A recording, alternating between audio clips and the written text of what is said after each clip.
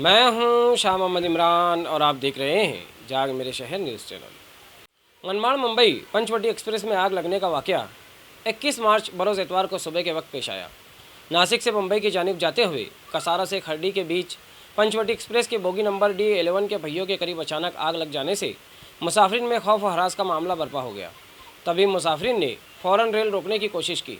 Rail रोकने के बाद तकरीबन 30 मिनट की जद्दोजहद से आग पर काबू पाया गया, जिसके सबब एक बड़ा हादसा रोनुमा होने से टल गया। बताया जा रहा है कि यह हादसा मुसाफिरीन के चौकन्ना होने के सबब टला है और इस पूरे मामले में किसी भी किस्म का कोई जानी नुकसान नहीं हुआ है।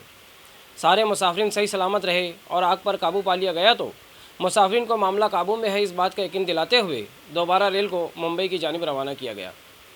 ऐसे ही न्यूज़ देखने के लिए देखते रहिए जाग मेरे शहर न्यूज़ चैनल। कैमरामैन अमानुल्लाह के साथ ऐसे ही अवामी बेदारी वाले वीडियोस देखने के लिए हमारे न्यूज़ चैनल को सब्सक्राइब करें और बेल आइकन के बटन पर क्लिक करके ऑल का ऑप्शन सिलेक्ट कर लें ताकि हमारी हर वीडियोस की नोटिफिकेशन आपको मिलती रहे।